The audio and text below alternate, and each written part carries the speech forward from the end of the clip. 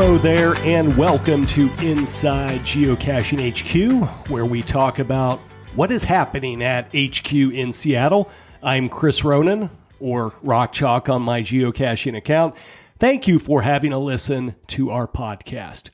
If you have logged a geocache or a trackable on geocaching.com in recent days, then you have experienced the new logging flow that we released in early November. Today, I catch up with Jessica and Ari from HQ's product team to cover some of what's new in that logging flow. Let's get to it.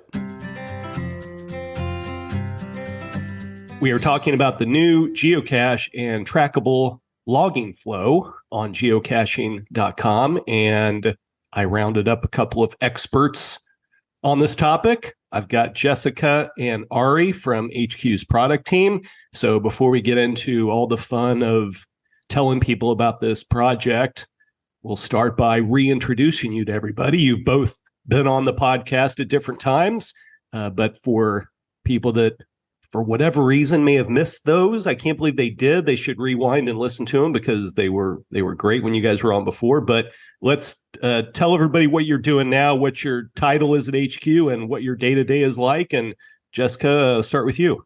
Awesome. Thank you, Chris. Jessica Randall. I am a senior product designer, and I primarily work on the website, so geocaching.com. And I mean, my day-to-day is working with the engineers and the product managers, looking at feedback from the community, deep diving into various projects and discussions, making wireframes and workflows. That's a very quick summary of what I kind of do. And can you beat that, Ari? That all sounds pretty exciting. Yeah, let's see. My name is Ari. The geocaching username is Ari54321. Folks might recognize me on the podcast from 2 years ago when I came on to discuss GIF. So I actually recently moved from the community team, which is where I was when I organized GIF a couple years ago. For the last year and a half or so, I had been working on Adventure Lab customer support.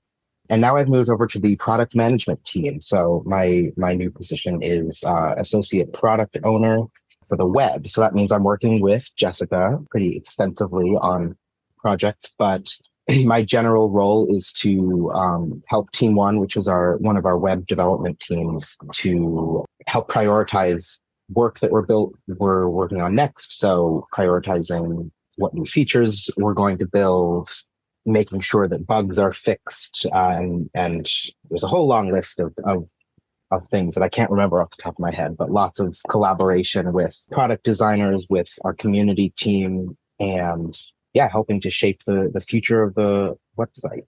And so you were both very involved in this project that we're going to be talking about today, the new logging flow on the website on geocaching.com.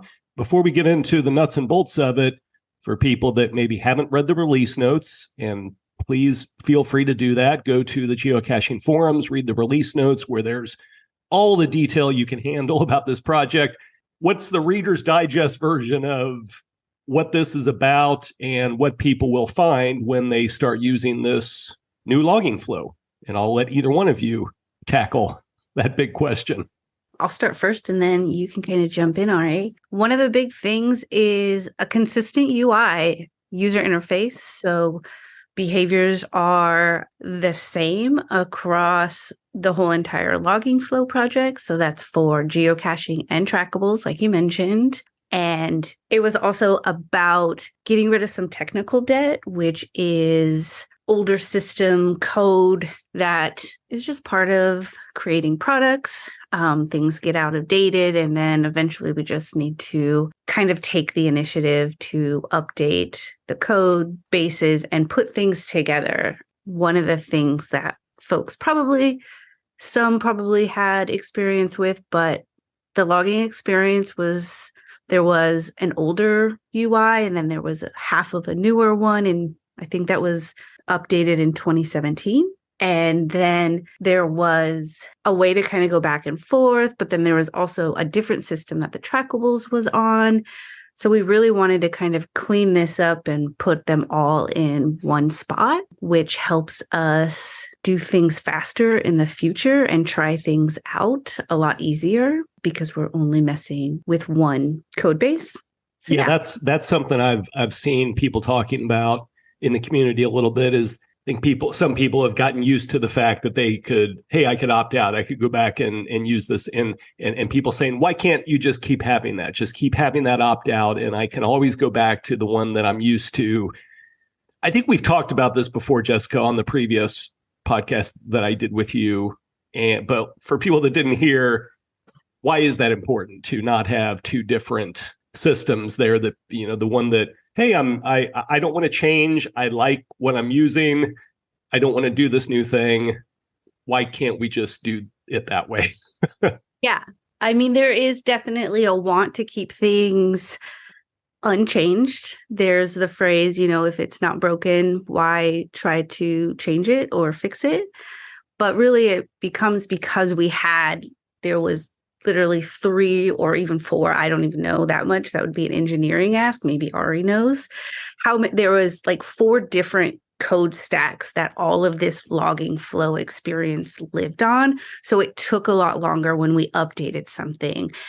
And we'll get more into this, but like there was an example when we had the date, when you selected a date on the geocaching log, and we had to update that and take that away from the new experience. And there was a lot of folks asking why, especially because it was still in the trackable logging flow. Well, that was because they lived on 2 different code bases. And so we could update it and be okay and were compliant when we removed it from the geocaching logging flow, but not, and we didn't need to for the trackable. So, and the goal for a product is always to kind of be in this one location, clean space, because again, it makes things move faster. We can update quicker.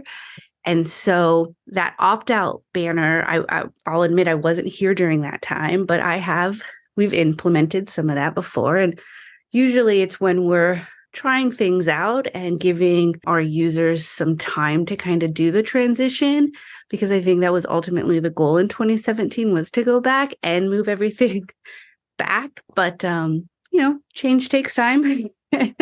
And, we had different priorities. So it was just something we prioritized this last year to get that all in one location. And so the opt-out banner was seen as a feature, but honestly, it was limiting because it meant that our code, like those pages still lived in different code stacks. So it was more complicated when we wanted to make a change. And for the folks that did use kind of both, there was definitely inconsistency and between the two. And so we're trying to eliminate that where possible.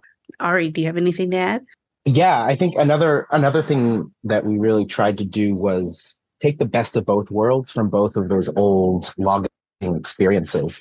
Because there were really good reasons that some people stuck with the older flow. Some people preferred the newer one for specific features that we had added to that 2017 version. And so with this new flow, we kind of combined all the best features of both so that hopefully everyone has a better experience. It's a little bit of a change in the experience as far as, maybe the button moved a little bit or something like that. But ultimately, there are lots of new features that people hopefully are excited about. Yeah. Let's talk about the new features a little bit. Ari, so what is top of mind for you? I mean, I don't know. We can list them all if you want to, but what are some of the ones that you think are the most valuable to users? One of the big ones is the pinned date feature. So for a long time, we had a sort of sticky date. So it would remember if you're going back and logging a whole bunch of geocaches that you logged on a previous date, it would remember the date from log to log. But now the user can actually control it. So there's a little thumbtack icon where you can pin the date or unpin it. And that allows players to customize their experience. So if they want to use that feature, they can, or they can opt out now, which caused some confusion before when people didn't know that the date was sticky. And I know I've gotten confused by it before. Like, why is it using this other date? Oh, I forgot I had logged this other thing. So now I can prevent that from happening with the new pinned date feature. I'm also excited that log text the maximum log text is now 5,000 characters instead of 4,000. That's great for me because I love writing long logs. So now Oh, I have geez. even more space Oh, for no. my Oh, no. prose. You're killing me. You're killing me. For the people like me that were on our GPSs, we're scrolling through the logs looking for a little hint from somebody's log, and we got to scroll through a 5,000 word log Yeah. to get to the next one that might have something in there that we need. So thanks a lot, Ari. Guilty as charged.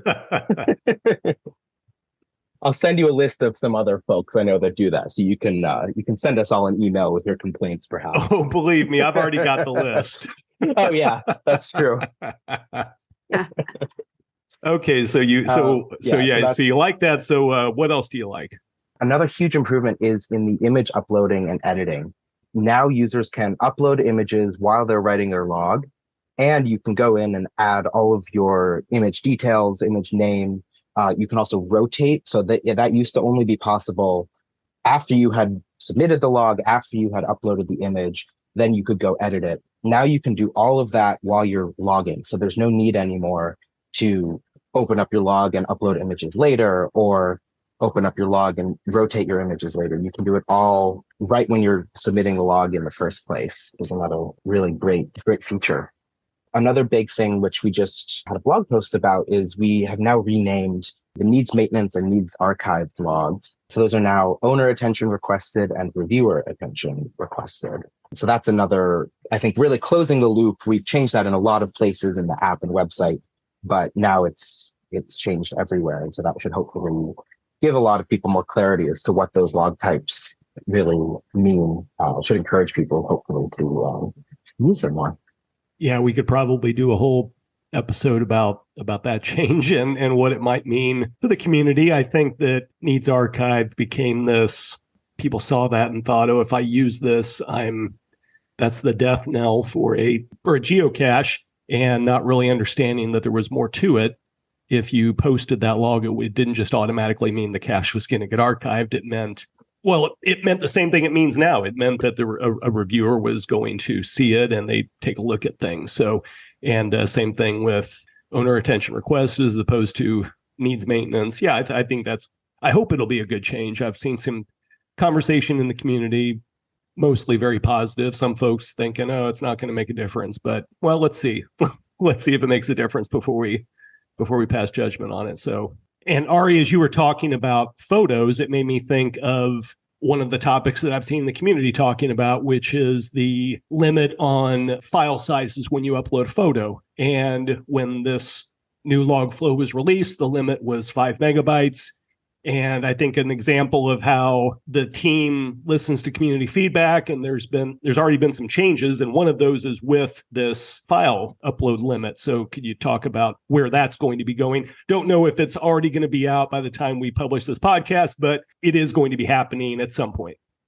You know, as I think probably most listeners of this podcast knows, serving the community is at the heart of everything we do at HQ. It's what really keeps us going. And so, of course, as part of a big release like this one, we keep close track of all the feedback that we get from the community. And this was really one of the biggest things of people asking, why can I only upload 5 megabyte images now? And so after some research, we realized we can raise it a little higher. So we'll be raising the limit to 10 megabytes. There are a few other changes that we're monitoring feedback for. And so, you know, as with any big project, we'll make sure that everything stays working, well, indefinitely, but listening to feedback for little minor tweaks that we can make even after release. One thing I'll point out to people, if they haven't been in the release notes thread in our geocaching forums, is that you will see that Ari is in there pretty regularly answering questions, providing some great information. And I think, again, just demonstrating that you, and I'm sure Jessica and others on the team, are reading the feedback there. And I have to imagine there are a variety of other outlets that you are keeping an eye on to get suggestions and feedback from the community as they are using this product. Oh, yeah. I'm on forums. I'm on the social medias. I'm on Reddit. I am usually perusing any sort of community feedback where I can get it. It helps my job of advocating for our users and our players and making sure that we're building things that they can use and that they want. So you guys as players, because I know you both are geocachers as well. So as players, kind of putting on your player hat, what do you like about this new logging flow as opposed to the various flows that we had in the past? Now that you're using the new logging flow as players, what do you find that you like about it so far? I really do like the pin date. That was something I didn't actually know was a thing. That was one of those confusing behaviors that I didn't realize. So now seeing that, I like that.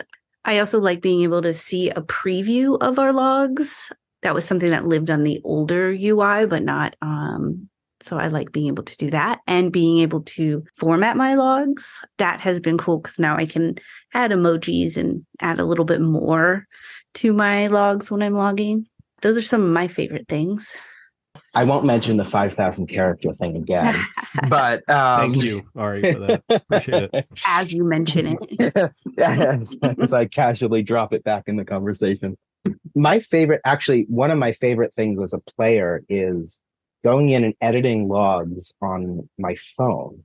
Because it used to be when you want to edit a former log, or one of my old logs, you'd have to go into the very old page, which is not optimized for mobile. So it was like a desktop web page, and you have to zoom in on your phone as if you're looking at a big monitor, but on your tiny device. No longer. Now with the new logging flow, it's that one consistent experience is optimized for mobile. And so when I go in to edit old logs, it's a beautiful and seamless experience. And that's really one of my favorite improvements. I also personally love, and this is another kind of new feature we haven't touched on yet, is we removed the report a problem feature that was part of the 2017 logging flow. And that would automatically generate what we now call owner attention requested or reviewer attention requested log, which didn't have any details in it. So cache owners or reviewers would have to look at the find log to see what the issue was.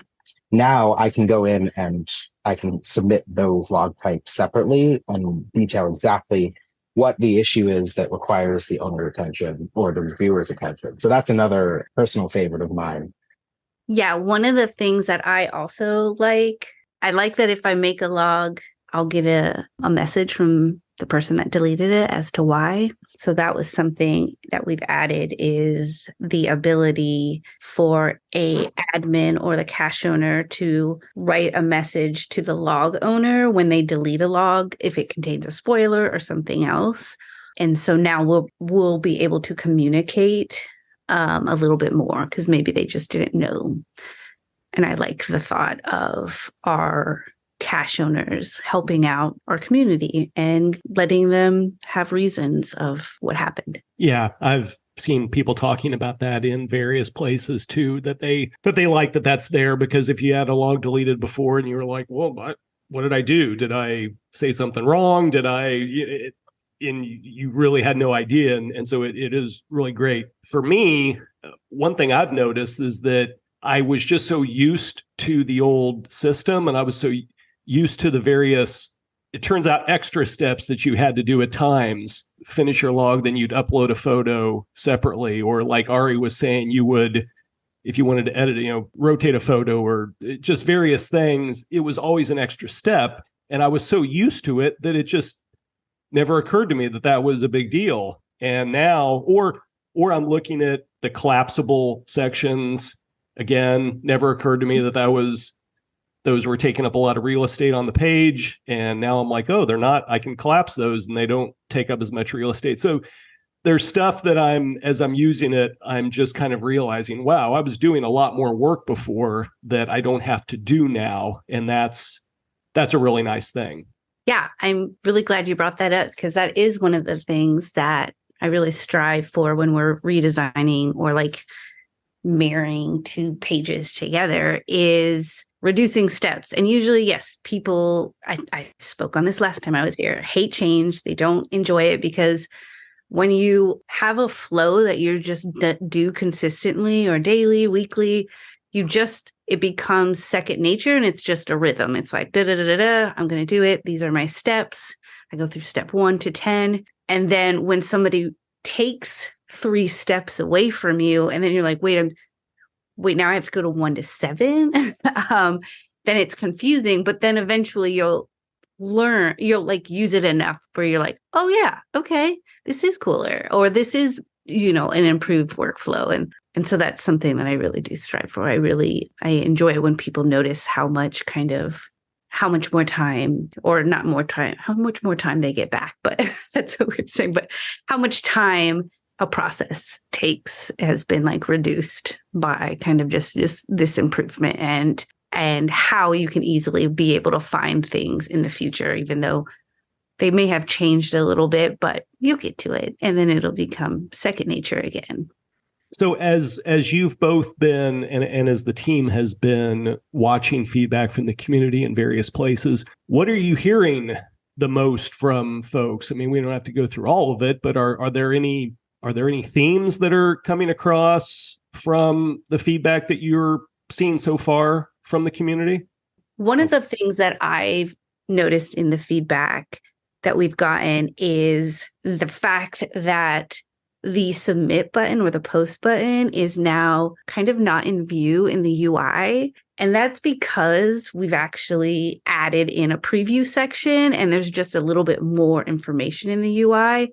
So it naturally has kind of gone below. But if you collapse those kind of previews or your trackable section, it should get back up into the like main view. I just thought that was a really interesting feedback that folks got. That reminds me of a number of, I've seen sort of a theme in some of the feedback of things that seem like a worse user experience, but are actually better when you consider all the different ways that people use the tool. And so that's part of what made this such a big project, which I think you probably know better than I do, Jessica, because you've been working on it longer. The logging flow is used for so many different reasons. So, from a player perspective, logging fines, DNFs need maintenance. From a cache owner perspective, archiving your cache, disabling, event announcements. From a reviewer perspective, reviewers publish caches, they disable caches, they post reviewer notes. And so there are many, many, many different ways that people use it. And so in some cases, like that post button example, the post button is way down at the bottom of the page.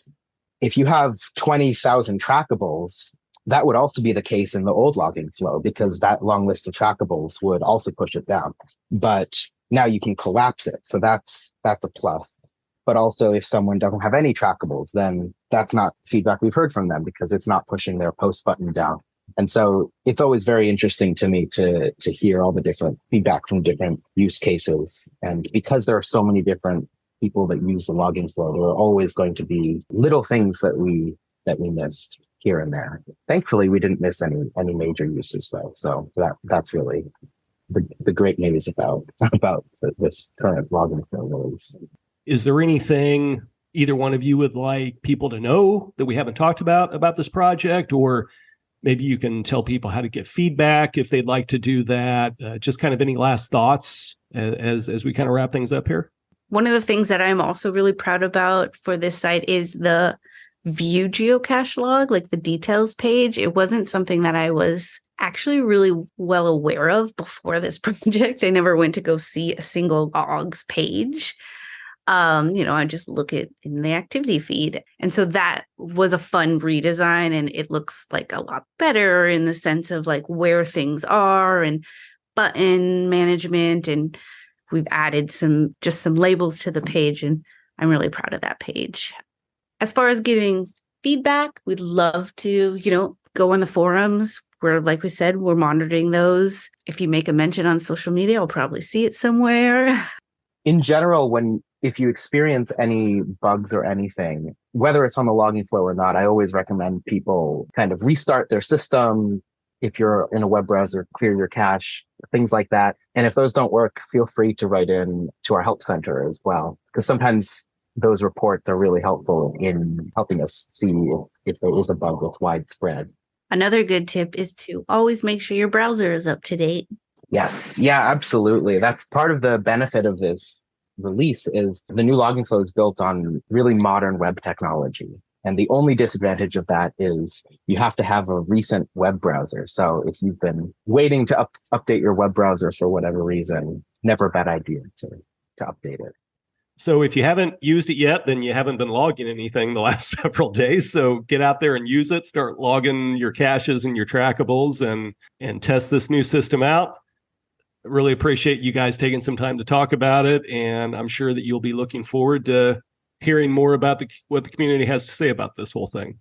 Yeah, thank you so much for having us. I really enjoy talking about these bigger projects that we're on and when we finally get to share them with the community. Yeah, thank you so much for hosting us. Keep the feedback coming, everyone. We really appreciate it. That was Ari and Jessica from HQ's product team. Now, we referenced an earlier episode where Jessica was on and she talked about her role as a senior product designer. That was episode 58 back in January. You can find and listen to that one and learn more about what goes into designing products like the logging flow. And if there is a topic that you would like us to discuss on Inside HQ, just drop me a line. podcast@geocaching.com is our address. Thank you for listening. From Jessica and Ari and me and all the lackeys at Geocaching HQ, happy caching.